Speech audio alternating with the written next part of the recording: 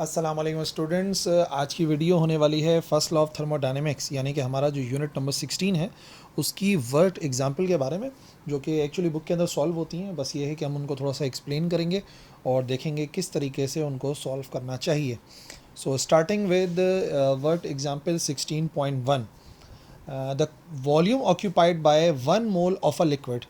एक लिक्विड का 1 मोल है 50 डिग्री सेल्सियस पर, ठीक है, और उसका वॉल्यूम ये दिया हुआ है, ठीक है। ये वॉल्यूम है एक लिक्विड का। When the liquid is vaporise, अब उस लिक्विड को हमने वेपर में कन्वर्ट कर दिया एट एन एटमॉस्फेरिक प्रेशर, ठीक है। एटमॉस्फेरिक प्रेशर पे हमने करा, यानी कि कांस्टेंट प्रेशर पे हमने किया, और वो है 1.03 एक्सपोनेंट 5 पास्कल के बराबर का।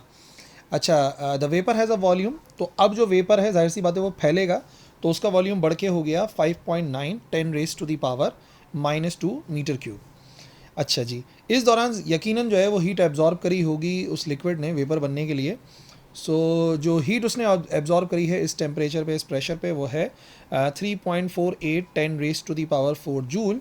सो determine change in internal energy of the system. हमें internal energy of the system जो है उसके अंदर कितना चेंज आ रहा है ये कैलकुलेट करना है।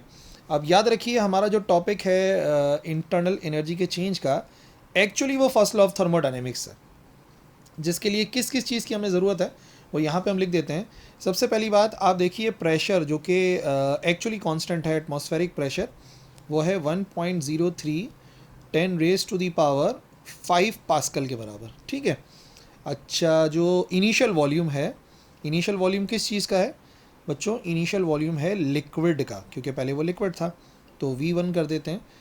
ये है 2.4 10 raise to the power -5 metre cube, और फिर फैल कर जब वो वेपर बना तो फाइनल वॉल्यूम को जाहिर कर देते हैं V2 से। 5.9 10 raise to the power -2 metre cube आ गया, ठीक है जी। और इस दौरान जो कि हीट एब्जॉर्ब करी है जो कि लेटेंट हीट ऑफ वेपोराइजेशन के बराबर है, हीट एब्जॉर्ब्ड, हमने उसको जाहिर किया हुआ है डेल्टा क्यू से, और वो है बराबर 3.48 10 raise to the power 4 joule के बराबर। So what we have to find, we have to determine change in internal energy. हमें उसकी इंटरनल एनर्जी को चेंज करना। अब देखिए बड़ी सिंपल सी बात ये था कि कहीं पे लिक्विड था, लिक्विड जो है वो वेपोराइज हो गया, तो कितनी हीट एब्जॉर्ब करी, वो हीट दी हुई है, तो बताइए कि उसकी इंटरनल एनर्जी में कितना चेंज आया। चेंज हमें कैलकुलेट करना है। अब देखें यहाँ पे जो फार्मूला इस्तेमाल हो रहा है ना, सिंपल सा, वो हम लिख लेते हैं। जो फार्मूला हम इस्तेमाल करने वाले हैं वो कौन सा है? वो है इंटरनल एनर्जी हमेशा बराबर होती है सिस्टम ने कितनी हीट एब्जॉर्ब करी, उसमें से आप माइनस कर दें सिस्टम ने कितना वर्क करा। और वर्क को एक्चुअली हम लोग P डेल्टा V से जाहिर करते हैं जब भी प्रेशर कांस्टेंट होता है। ये वाला फार्मूला का भी इस्तेमाल करते हैं जब प्रेशर कांस्टेंट होता है। सो सबसे पहले एक काम कर लेते हैं, इक्वेशन 1 का नाम देते हैं ताकि डेल्टा V हम लोग पहले ही कैलकुलेट कर लें। सो डेल्टा V एक्चुअली किसके बराबर आएगा? डेल्टा V आ जाएगा V2 माइनस V1 के बराबर। इसको पहले ही कैलकुलेट कर लेते हैं ना। सो V2 है 5.9 10 रेज टू दी पावर -2, और इसमें से माइनस करा देते हैं 2.4 10 रेज टू दी पावर -5, ताकि एक्चुअली चेंज इन वॉल्यूम हमारे पास पहले ही आ जाए। सो 5.9 एक्सपोनेंट -2 में से माइनस कर देते हैं 2.4 एक्सपोनेंट -5, ठीक है जी। ये बराबर आ गया हमारे पास 0.0589 metre cube. Change in volume आ गया। अभी इक्वेशन 1 को सिंप्लीफाई कर लेते हैं, इक्वेशन 1 में वैल्यू पुट करते हैं। सो क्या बनेगी हमारी equation 1? Equation 1 implies that delta U is equal to, कितनी हीट थी? हीट थी 3.48 10 raise to the power 4, 3.48 10 raise to the power 4 minus, ठीक है, कितना था? P प्रेशर, प्रेशर है 1.03 exponent 5, 1.03 10 raise to the power 5, और P डेल्टा V करना है, और वॉल्यूम हमारे पास आया 0.0589 के बराबर। सो ये तो आ गया as it is 3.48 10 raise to the power 4। इसको सिंप्लीफाई करते हैं, 1.03 एक्सपोनेंट 5 इंटू 0.0589, ये आ गया बराबर हमारे पास 6066.7। माइनस कर देंगे 3.48 10⁻⁴ में से माइनस करना है 6066.7। This is equal to 28733.3। आप चाहें तो आप इसको राउंड ऑफ कर सकते हैं, ये हो जाएगा 2.87 10⁻⁴ 1 2 3 4 प्लेसेस तक शिफ्ट किया है। अब आप इसको चाहो तो जूल में लिख दो, या जैसे उन्होंने बुक में राउंड ऑफ किया हुआ था इसको आप राउंड ऑफ करके भी लिख सकते हैं, बट एक्चुअल आंसर यही है 2.87 10⁻⁴ जूल। इतनी हीट एब्जॉर्ब करेगा लिक्विड, तो वो वेपोराइज हो जाएगा उतने वॉल्यूम में जितना कि हमें शो किया गया था। ठीक है जी, अगला सवाल है हमारे पास 16.2। 16.2 में क्या हुआ? When a balloon is inflated it's rubber walls push against the air around it. जब हम किसी बलून को फुलाते हैं तो उसकी जो रबर वॉल्स होती हैं वो पुश करती हैं against the air around it. ठीक है, उसके अराउंड जो है वो पुश करती हैं। सो calculate work done when the balloon is blown up. हमें वर्क डन कैलकुलेट करना है। ठीक है, और कितना वॉल्यूम है, इस वॉल्यूम से इस वॉल्यूम तक चले गए। ठीक है, वॉल्यूम के अंदर इजाफा हो गया, और एटमॉस्फेरिक प्रेशर ये लिखा हुआ है। एक्चुअली जो पिछला वाला सवाल था ना, आपको याद होगा, उसमें हम लोगों ने वर्क डन को कैलकुलेट किया था, वही वर्क डन हमें यहाँ पर कैलकुलेट करना है। ठीक है जी, तो डेटा बना लेते हैं पहले। ये हमारे पास आ गया उसका इनिशियल वॉल्यूम। ठीक है, इनिशियल वॉल्यूम हो गया V1 जो कि है 0.015 मीटर क्यूब। ठीक है, और फाइनल वॉल्यूम यानी कि V2 कर देते हैं, या VF भी कर सकते हैं, 0.030 मीटर क्यूब। ठीक है, किस प्रेशर पर हुआ है?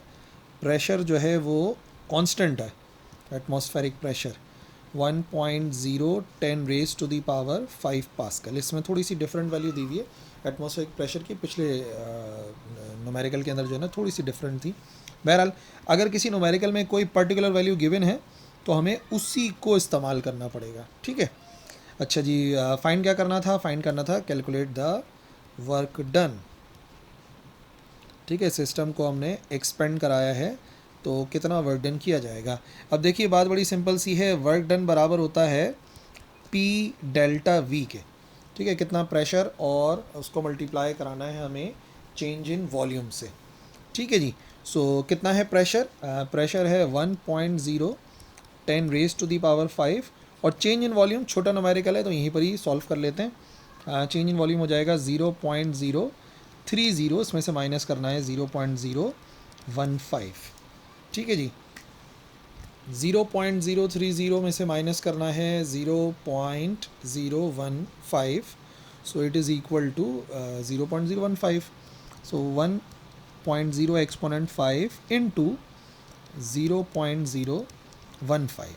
ठीक है, इसको मल्टीप्लाई कराएंगे, हमारे पास जूल में वर्क डन आ जाएगा 1 exponent 5 into 0.015, it is equal to 1500 joule. तो हमें कैलकुलेट करना था कितना वर्क डन हुआ, सो वर्क डन हो गया 1500 जूल के बराबर। ठीक है ना, बिल्कुल चीज़ों को सिंपल रखना है, कॉम्प्लिकेट नहीं करना है। उन्होंने वर्क डन कैलकुलेट करने के लिए कहा, नहीं पूछा work done on the system, by the system, कुछ रिक्वायरमेंट नहीं है, आपको सिर्फ वर्क डन कैलकुलेट करना है। सो वर्क डन आ जाएगा P डेल्टा V के बराबर, जो कि है 1500 जूल के इक्वल। ठीक है, समझ में आ गई ना बात? इसी तरीके से आ जाओ, अब ज़रा 16.3 सॉल्व कर लेते हैं। 16.3 है a normal human body temperature. जो नॉर्मल ह्यूमन बॉडी टेम्परेचर है वो जो है गिवन है 36.88 डिग्री सेल्सियस। ठीक है, what is this temperature on Fahrenheit scale? इसको पहले तो आपको फ़ारेनहाइट स्केल में बताना है।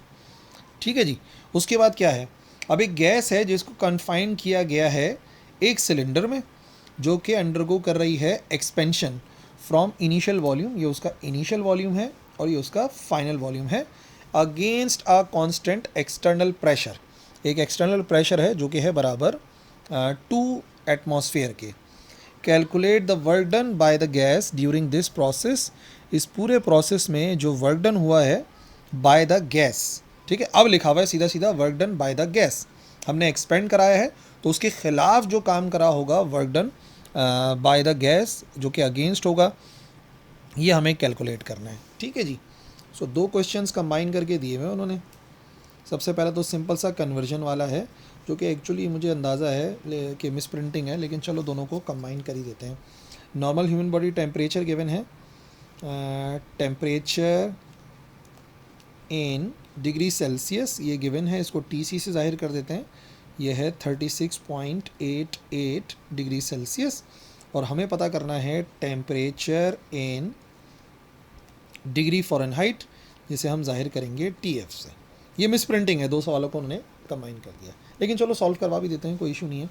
अच्छा जी, फिर हमें गैस का इनिशियल वॉल्यूम दिया गया है, इनिशियल वॉल्यूम को हम V1 से ज़ाहिर कर रहे हैं, ये हो गया 2.0 लीटर्स। और इसी तरीके से जो फाइनल वॉल्यूम है, फाइनल वॉल्यूम ये हो जाएगा बराबर V2 के, और ये है 4.0 लीटर्स, ठीक है जी। कैलकुलेट क्या करना है हमें, अच्छा प्रेशर लिख देते हैं पहले, क्योंकि वर्क डन कैलकुलेट करना है एट कांस्टेंट प्रेशर। सो ये है 2.0 ATM एटमॉस्फेयर, और कैलकुलेट हमें करना है वर्क डन, वर्क डन यानी कि W हमें कैलकुलेट करना है।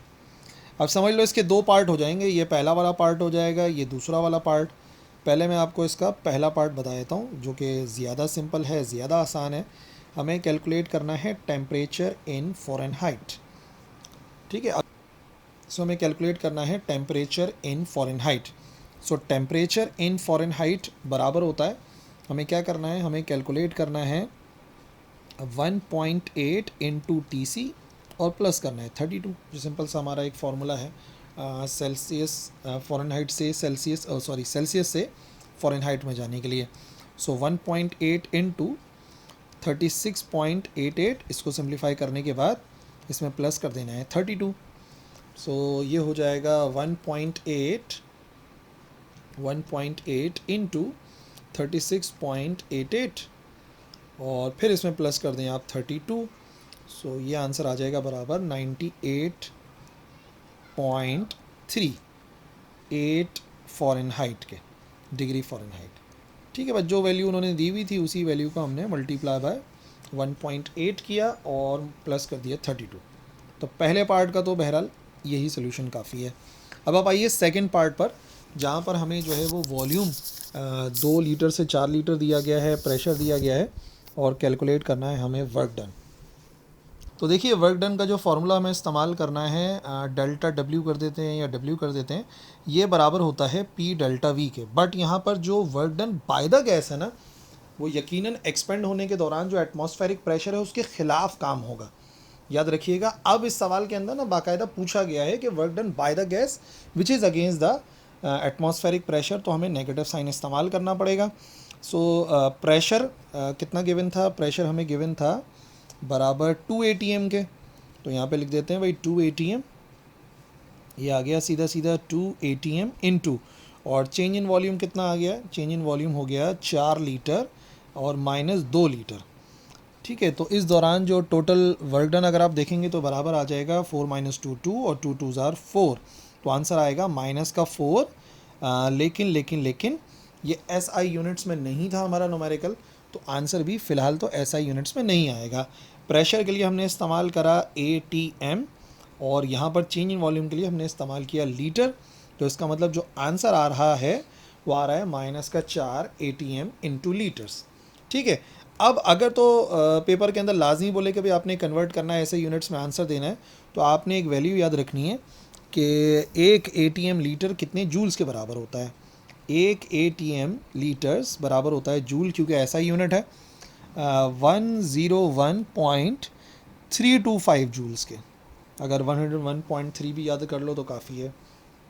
तो इसका मतलब अगर आप चाहो तो आप अपना आंसर दे सकते हो उसमें ना जूल में। कैसे, ये था माइनस का 4 इंटू 101.325 कर लो, ताकि आंसर आ जाए हमारे जूल में ना, जो कि SI यूनिट है 101.325, this is equal to 405.3 joules के।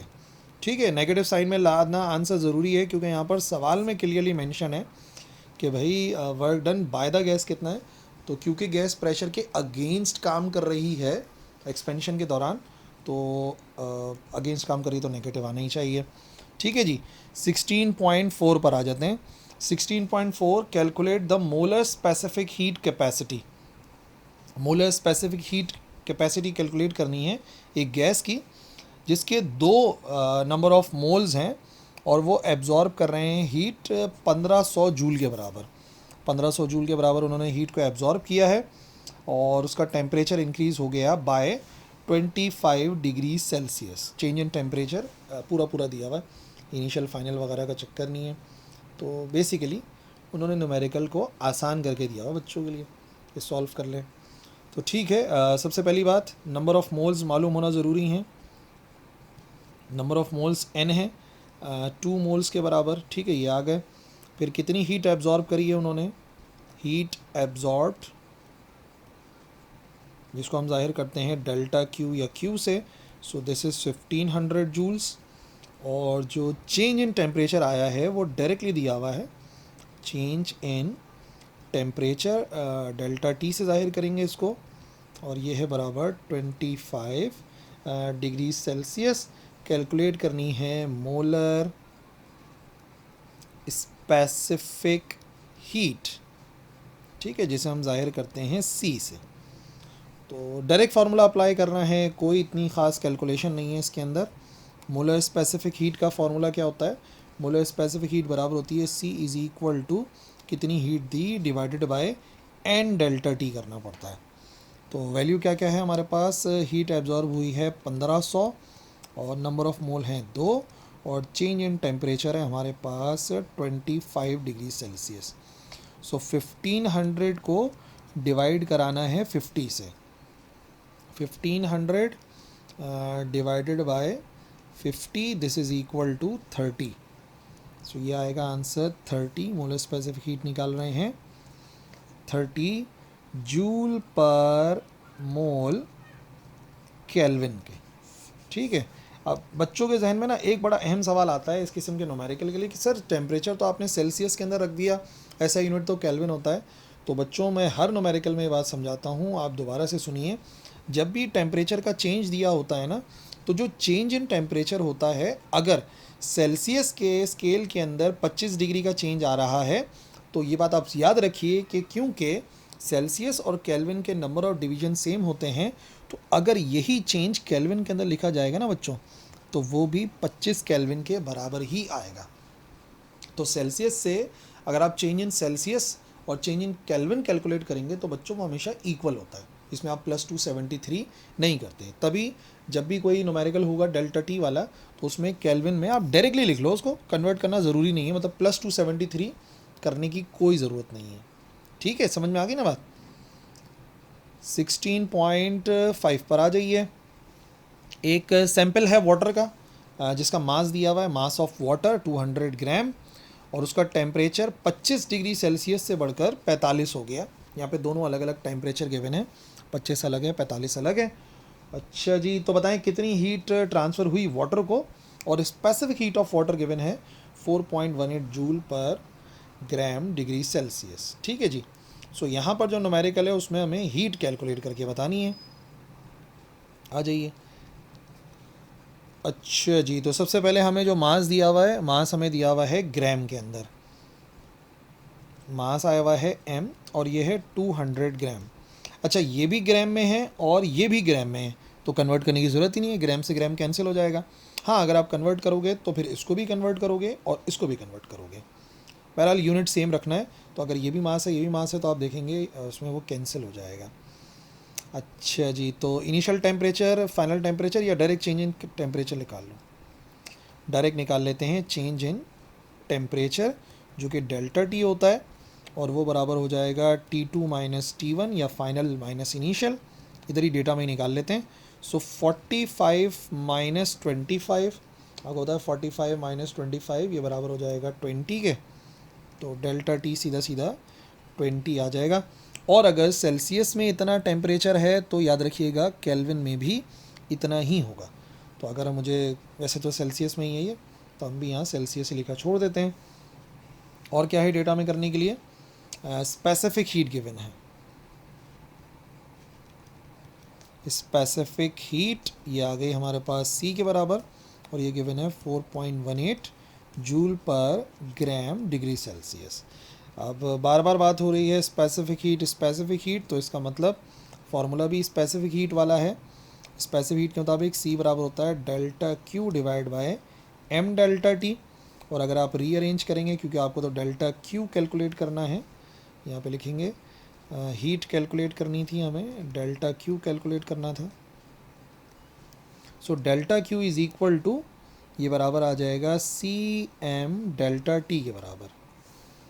C की वैल्यू पुट कर देते हैं, ये है 4.18, मास था 200 और डेल्टा T हमने कैलकुलेट कर लिया बराबर 20 के।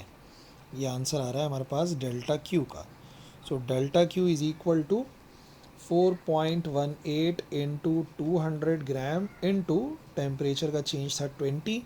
सो ये आंसर आ जाएगा हमारे पास 16,720 जूल के इक्वल। तो सवाल ये था कि कितनी हीट रिक्वायर्ड है, तो हीट रिक्वायर्ड हो जाएगी हमारे पास 4.18 को मल्टीप्लाई किया हमने 200 से और मल्टीप्लाई किया 20 से। सो आंसर आ गया 16,720। यानी इतनी हीट अगर देंगे तो टेम्परेचर बढ़ जाएगा पानी का 45 से लेके 25 से लेके 45 डिग्री सेल्सियस। ठीक है जी। सो यही है हमारा न्यूमेरिकल, और यही आज के हमारे सारे क्वेश्चंस थे जो कि हमने unit number 16 first law of thermodynamics के वर्ड एग्जाम्पल से करने थे। आई होप समझ में आ गए होंगे। कोई भी कन्फ्यूजन है तो आप ज़रूर लिखिएगा कमेंट सेक्शन में, मैं इंशाल्लाह ज़रूर रिप्लाई करूँगा। That's all for this video. अल्लाह हाफिज़।